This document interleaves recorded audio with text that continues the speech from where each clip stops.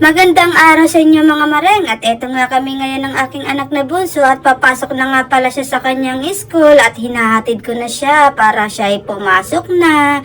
At ayan nga, papasok na siya dyan mga mareng dahil bukas na ang pinto, di niya na kailangan kumatok. At ayan, tingnan niyo naman ang magiging reaction niya. Oh.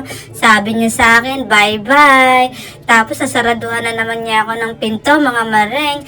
Talagang nag-e-enjoy na talaga yung aking anak na si Ala sa school niya. At hindi na siya pahirapan iwan dahil nang una, lagi yan umiiyak eh. At ngayon, tingnan niyo naman, ginagawa, sinasaraduhan na ako. At ayan nga ang aking anak na si Ate Hart, dumating na siya galing school. Tingnan niyo naman ang una niyang ginagawa. Gumagawa na siya ng kanyang assignment. Sabi ko sa kanya, kain muna tayo anak bago ka gumawa ng assignment. Sabi niya, mamaya na matapusin ko muna to saglit lang. Diba? Sipag-sipag ng aking anak na si Ate Hart.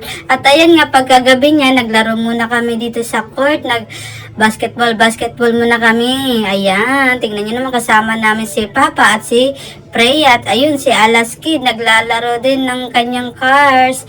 At ayan, naglalaro muna kami dyan ng shoot-shootan ng basketball para naman pagpawisan kami mga mareng dahil palagi na lang kaming nasa bahay. Halos hindi na masyadong napapagpawisan at makapag-exercise.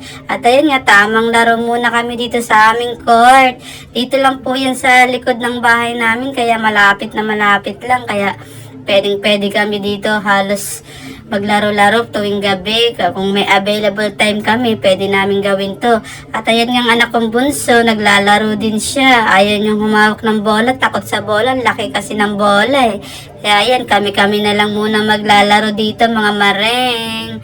At ayan nga, si Freya na nga pala yung magshoot dyan. Tignan niyo kung anong gagawin niya sa kanyang bola pag shoot niya. Halos hindi niya kasi maabot yung ring. Tingnan nyo, halos hindi natatamaan ng bola yung ring. Kasi nga, ang liit niya pa, hindi niya pa kayang ibato ng malakas. At ayan nga, susunod naman dyan si Ate Hart mag-shoot dyan mga mareng. Tingnan natin kung makakashoot nga dyan. Oh. Ito naman si Papa, ayaw naman ibalik yung bola kay Ate Hart para siya naman. Tigas-tigas taga ulo. Charot. Ayan, ibibigay niya na yan pero ayaw pa rin ibigay. At ayan nga, nakuha niya na yung bola. Tignan nga natin kung makakashoot. O, diba, nakashoot. Ang galing-galing din ni Ate Hart maglaro ng bola. O. Diba? At ayan nga aking anak na bunso, tamang takbo na naman siya. Dahil na-enjoy na naman siya dito sa court. Dahil malaya na naman siyang tumakbo-takbo. Dahil sa aming bahay, hindi siya halos makatakbo. Dahil nga, maliit lang. Kaya dito siya sa court. Ayan o. Tingnan niyo naman. O, diba? At ayan nga, ako naman yung naglalaro. Tingnan ko nga kung makakashoot ako dyan. 1, 2, shoot! O, diba? Galing ko. At ayun nga, si Ate Freya na naman ang maglalaro. Tignan nga natin kung makakaabot na. Hindi pa din. Ay nako naman, yung bola ayaw makisama. Ayaw pumasok sa loob ng ring. Ano ba naman yan? At ayun nga, si Ate Hart naman ang titira. Tignan nga natin kung makakashoot pa. Hindi na na-shoot. Ay nako, okay lang yan mga mareng.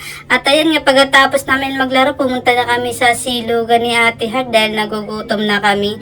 Hindi na nga pala ako nagluto ng hapunan dahil nga sabi nung asawa ko hindi na siya kakain. Kaya ayan, tamang silog na lang kami dito sa labasan. At ayun nga, inaantay na lang namin yung order namin dyan para maumpisa na namin kumain mga mareng. Let's go! At ayun nga, dumating na yung mga order namin. Kitang-kita nyo naman.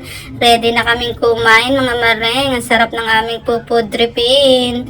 Ang in-order ko lang nga pala dyan, maling silog at sa kanya yung chicken fillet na silog. Kaya yan, gustong-gusto niya kasi yung chicken fillet. Kaya yan ang in-order niya. Sa akin, okay na to, basic lang. Para mabilis matapos. Ayan, sarap na sarap kaming kumain dito sa labasan. Dito lang po yan sa may labasan namin. Kaya malapit lang din sa aming bahay. Kaya hindi na namin kailangan bumiyahe para lang kumain. At dito lang marami nagtitinda ng mga silog. Ayan, tamang subo-subo na tayo dyan mga maring para makatapos na at marami ring susunod na kakain sa atin. At ayan nga, malapit-lapit na kaming matapos dyan mga maring dahil nga hindi na naman kami nag-exercise or nagdadagdag pa ng aming kakainin. Dahil ito lang on order namin, busog na kami mga maring. Kaya yan, binibilisan na namin dahil maraming susunod na kakain at pepesta dito sa aming inuupuan. Ayan si Ate Heart, oh. Sarap na sarap sa kanyang kinakain. Talaga mahilig talaga yan sa mga silog eh. Yan talaga yung mga paborito niya. Ayan yun ang mga luto-lutong ulam. At ayan nga mga maring, tapos na kaming kumain. Kitang-kita niya na naman. Malinis na aming mga pinggan. Let's go. Uwian na. At inaantay ko na nga lang pala si Ate Heart dyan. Maubos yung natira niyang ulam. At ayan nga, tapos na ako dyan at tumayo na ako. At si Ate Heart umiinom pa ng tubig. Tingnan nyo naman ang kanyang gagawin mga maring bago yan umalis. Oh. Ililigpit niya yung mga plato, talagang galing-galing talaga ni Ate Heart. Dahil para pag may sumunod kumain eh, hindi na masyadong magulo yung yung kakainan nila dito sa table at saka yung maglilinis. Simpleng gawa na lang ang kanyang gagawin. Ang galing talaga ni Ate Heart. Diba? At ayan nga mga mare, papunta naman kami dyan sa bakery at bibili kami ng tinapay ni Alas. At ayan, naglalakad kami dito papunta sa bakery. Ayan. Malapit na kami, doon kami sa kabila bumibili ng buns ni Alex kasi yun yung gusto niyang lasa. Kaya dito kami papunta mga mareng. Ayan, dito. Ayan, bibili na kami dyan mga mareng. Let's go. At ayan nga mga mareng, nakabili na kami niyan. At ayan, nag-aya nga pala si Mareng ng mag-coffee. Ice coffee. Ayan, umu-order na kami dito. Dito lang din po yan, malapit din sa amin yung ice coffee na yan. Marami ditong bumibili, oh. Kasi masarap talaga yung timpla nilang ice coffee. Kaya madalas kami dito ay bumibili sa One Cafe. Ayan. At ayan nga, nakabili na kami, di ba? For the A na naman ang mga tao na to. Na satisfied craving na naman ng mga tao na to.